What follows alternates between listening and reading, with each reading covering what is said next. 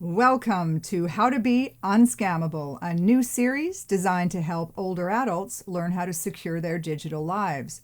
And just in time. Cybercrime is on the increase, and it's important that we all learn how to lock our digital doors so we can safely use technology to stay happy, healthy, and connected. Hi, everyone. My name is Linda Faucus, and I'm the founder of Glue Society, a Canadian nonprofit that's helped thousands of older adults learn to use the technology that's in their lives. Think smartphones, tablets, computers, wearables, smart home tech. It's everywhere. The most common questions I get asked, no matter what we're talking about, are how do I stay safe online and where do I start? And I think that's because digital security can feel daunting to most of us. I totally get that. The good news is that being safe online is a matter of knowing a few easy ways to lock your digital doors so you are less likely to be a cybercrime statistic. And it's not as hard as you might think. This series gives you simple steps to follow to secure your personal data, your online accounts, and devices. And these steps are based on recommendations from security experts worldwide. And they've also been tested in our Glue in-person and online courses. Now, my goal is to provide you with the digital security information you need and then help you put these steps into action, because we all have better things to do than figure out what our passwords are. There's just so many passwords. So let's get started.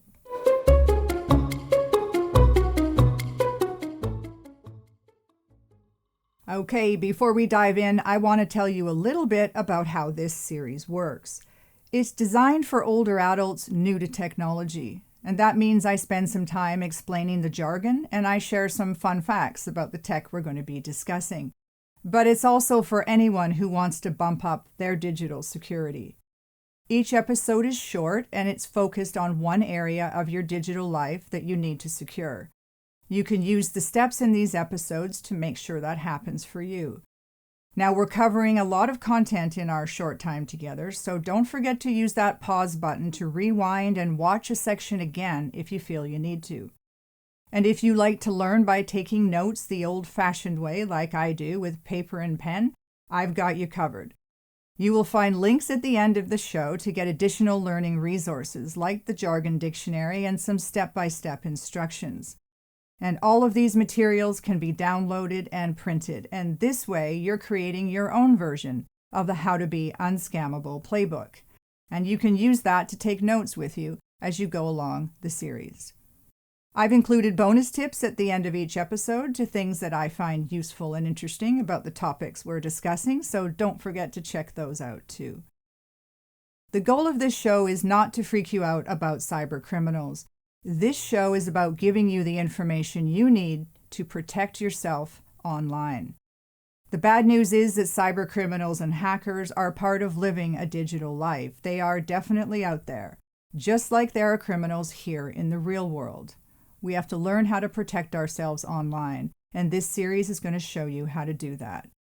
But there is some good news. There is. Cybercriminals are going after the easy pickings, and those are the people who aren't protecting themselves very well online, and that is not going to be you after you've gone through the episodes in How to Be Unscammable. And now we begin at the beginning with a look at how you are connecting to the internet.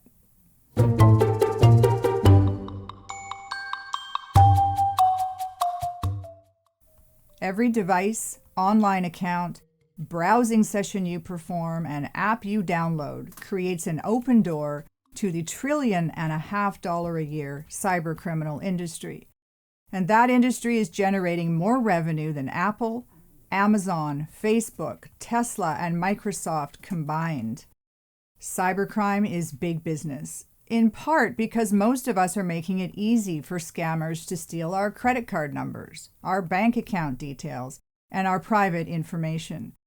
And let's face it, the average person doesn't put a whole lot of thought into digital security. And today we are adding online accounts and devices, all digital doors, to our digital lives at a rapid pace.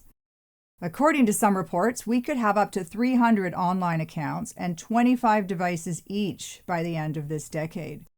For us older adults, this is the technology that's going to help us age in the homes we love and stay connected to the people we love. It's the tech that will help keep us healthy as well. And since we know that scammers can use these accounts and devices to break into our digital lives, we're going to begin this series with a look at how your digital life connects to the internet. That's where it all starts. If you are at home using a computer or a mobile device to check your email, watch a video, or search the web, then your home is probably connected to the internet. And that means there's a physical cable somewhere coming into your home that makes that happen. This is your internet connection, and it was installed by your internet service provider, or ISP. During that installation, your ISP installed a box that looks a bit like this one. Yours might have an antenna. It might be black, it might be white. You may have more than one box, but no matter how it looks and how many boxes you have, this is the hardware that connects all the devices in your home to the internet. This box is called a few different things. It's called a router or a modem. We will use the term gateway. That's a modem and a router in one box. And it's the hardware that creates your home internet network, or your home network, that all the devices in your home use to get online.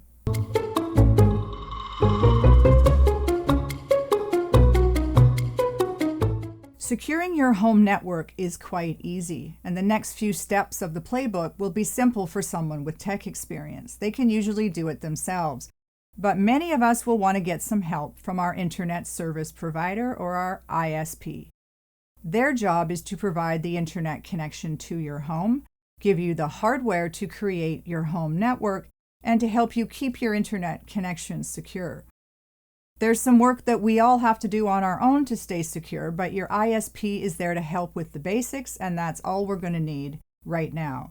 So step 1 in the Unscammable playbook is to make sure you know how to contact your internet service provider to get help when you need it.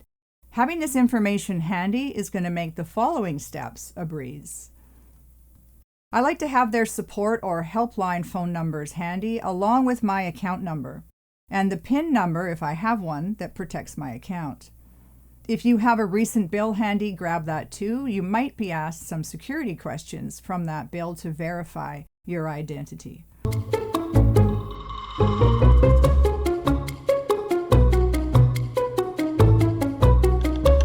Your gateway can provide the first line of security to keep cybercriminals out of your home network. And it's important to have the highest level of security protecting your gateway because it's possible for hackers to access your home network through it, perhaps without you even knowing it. So one of the ways cybercriminals get in is by exploiting security flaws in your gateway's hardware. Now, your gateway runs on software, also called firmware, and it's critical that this software is up to date because it's harder for cybercriminals to break into a gateway that's running the latest version. Now, gateway software is usually updated automatically by your internet service provider so that when a new version of this operating system is available, it's automatically installed. This shouldn't be something that you have to think about, but let's double check. So in this step, contact your ISP and ask if your gateway software is being updated automatically. And then you can rest easy knowing that you're protected, and you can tick that one off the list.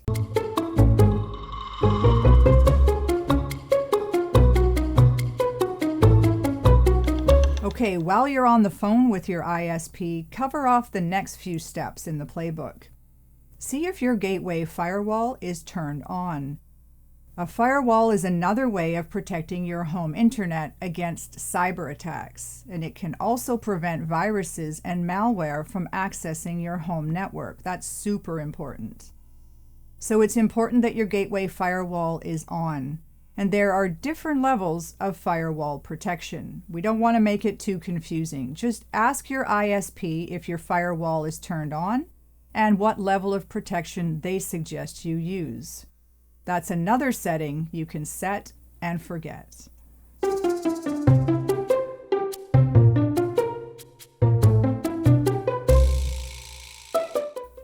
And before you get off the phone with your ISP, ask them if your gateway hardware is ready for an upgrade.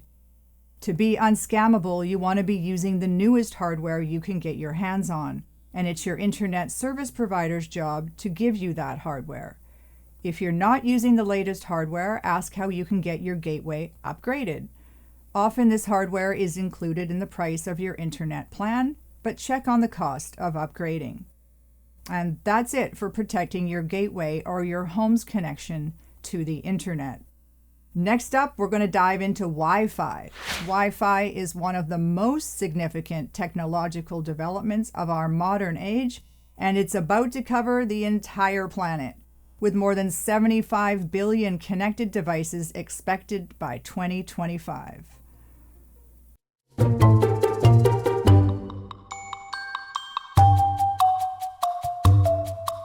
Wi-Fi is what makes it possible to connect to the internet without any of those messy cables.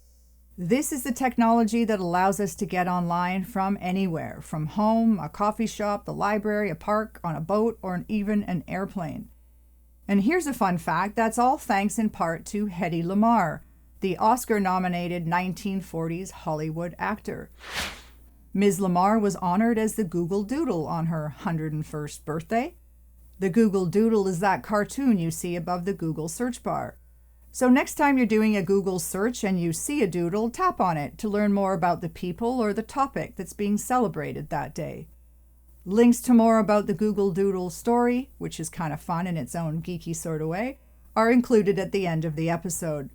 And you can also see a link about information about Hedy Lamarr, and there's a documentary about her called Bombshell, the Hedy Lamarr story. It's worth a look if you want to learn more.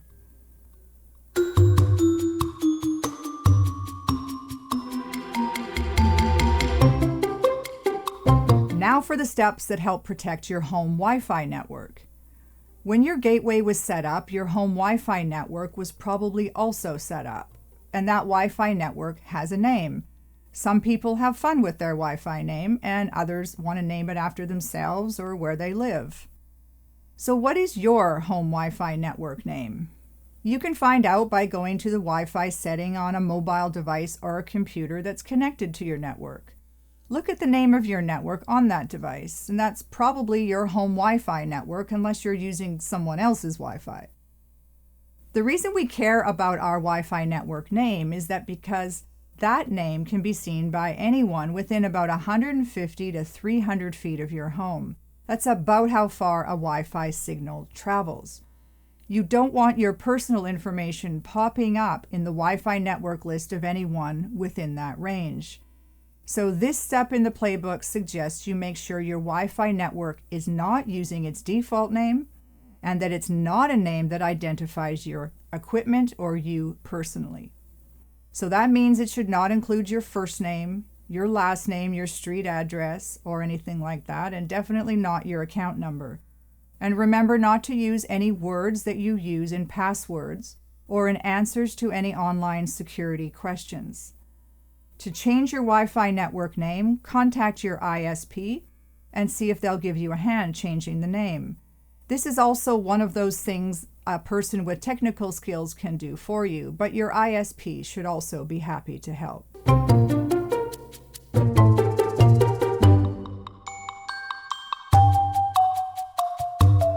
Now that you've secured your home Wi-Fi network name, it's time to make sure your Wi-Fi password is also secure. So the default password for your home Wi-Fi may be written right on your modem or gateway, and you definitely don't want to be using that default password.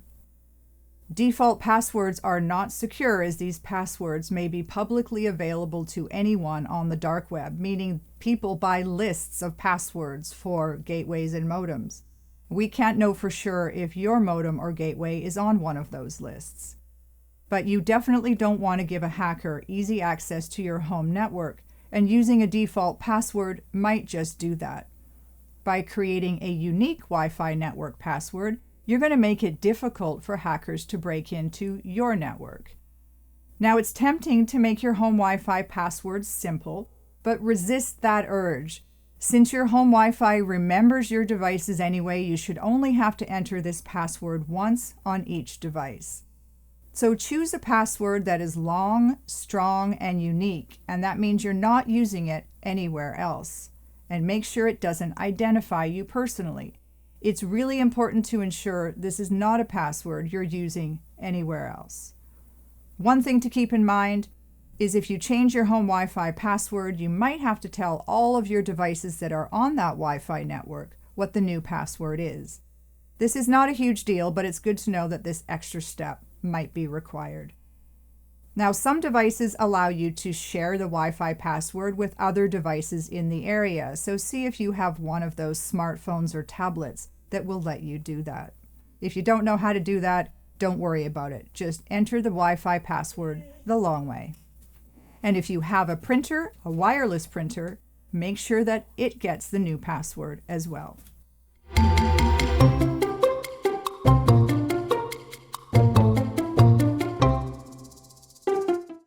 Many of us allow people to use our home Wi-Fi from time to time. Maybe you have family, guests, tradespeople, caregivers, or friends over. And if they're staying for a while, they might just want to hop onto your Wi-Fi, probably to save themselves some cellular data. The trouble is, you can't be sure if the devices they are using are secure. Do those devices have viruses that could pass to your home network? Are those people downloading something from the web that could infect your home network and your devices? You can't be sure, and often your guests might not even know. This step in the playbook is to create a guest Wi-Fi network, and it's not as complicated as it sounds. This network will only be used by your guests, and it's separate from your main home network. You don't pay extra to make this happen. By creating a guest network, you don't have to worry about the security of the devices your guests are using. On this separate network, they don't pose any security threat to your home network or your devices. Your internet service provider should be able to help you create a guest Wi-Fi network, or that techie person can help if you're not confident trying this yourself. Part of being unscammable is learning how important it is to keep your home network secure. And a big part of that is to be careful about the devices that connect to it. Make sure to choose a guest Wi-Fi network name and password that don't identify you or your devices, and give it a strong password. You probably know what I'm going to say next. I'm going to say this a lot throughout this series. That strong password needs to be unique, and it shouldn't be used anywhere else. It should definitely not contain any personal information. And don't use the same password as your main Wi-Fi network. And since you're going to be sharing this info, I find it handy to write it down somewhere convenient, on a recipe card, for instance, that I can hand to someone who wants to connect, or you can post it on your fridge with a sticky note.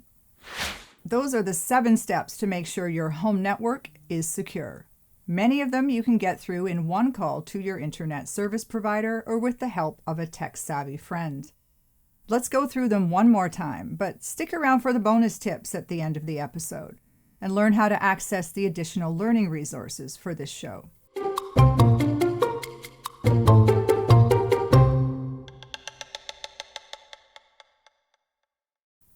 Step 1. Get your ISP contact details somewhere handy. You will need to call your ISP for help with a few of these steps. They are there to make sure your internet is working properly and is secure. So don't hesitate to reach out to them for assistance. Step 2. Make sure your gateway software is being automatically updated. Your ISP can set this for you, and then you can forget all about it. Step 3. Check if your gateway hardware is ready for an upgrade, and get the newest hardware you can. Step 4. Turn on your gateway firewall to protect your home network from cyber attacks, malware, and viruses. Step 5. Check if your Wi-Fi network name needs to be changed. Step 6. Change your Wi-Fi network password to one that is unique, long, and strong. You don't want to be using the default password. And step 7, consider a guest Wi-Fi network to allow your guests to hop onto your Wi-Fi without any threats to your devices.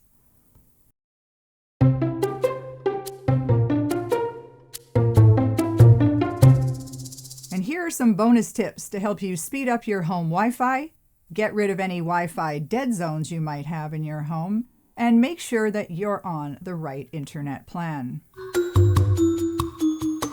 So think about where your modem is located in your home. With this in mind, walls, floors, doors, metal, humans, furniture, they can all impact your Wi-Fi signal and slow down your connection to the internet.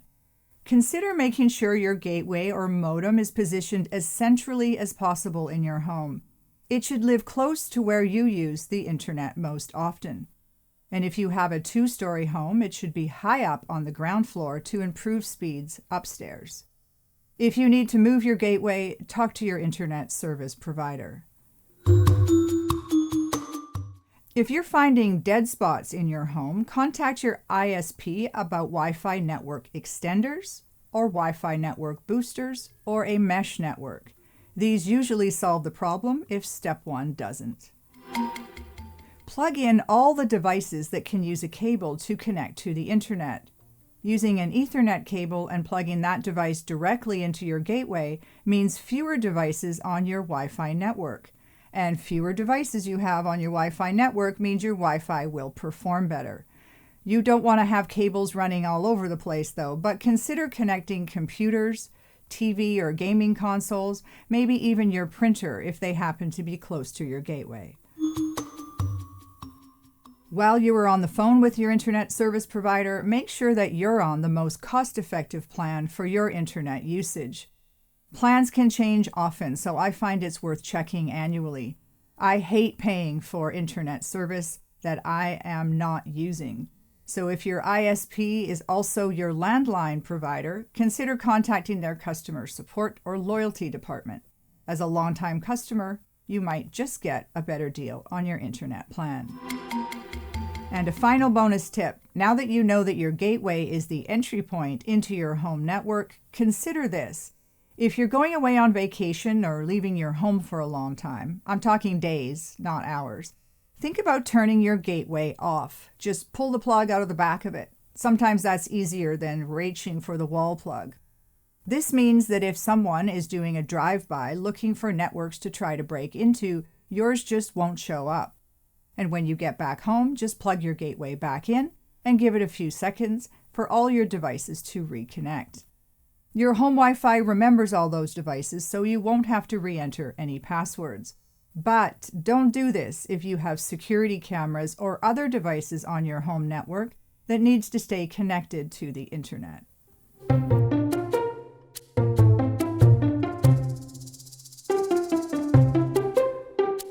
And that's it. Did you ever think we could talk about your home internet connection for so long? But it's important enough to get its own episode. Many of the things we did in this episode are set it and forget it things, and most of these can be accomplished in one phone call to your internet service provider. So if the time is right, check out the additional learning resources. These include some sheets to help keep this information organized and a transcript of this show. These materials can be downloaded to your computer or a mobile device and printed off. I've also included some links to some websites of interest. So use this link to get those materials, or you can scan this QR code, which is just a fancy link that saves you some typing. This link and the QR code take you to the Glue Society webpage, created just for this series. Now, if you're new to scanning QR codes, all you do is open the camera app on a mobile device and point it at the QR code. When you point your camera at the QR code, a pop-up window will appear on your mobile device screen. That is the link. Just tap it to be taken to our webpage.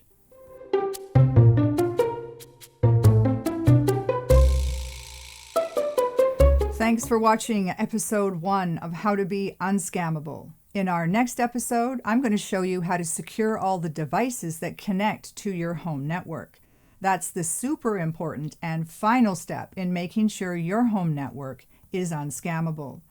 And in episode 3, we're going to dive into the dark web, where I show you how to see if your data is being sold down there. And then I'm going to give you the next steps to follow if you find that it is on the dark web. So we'll see you in episode 2.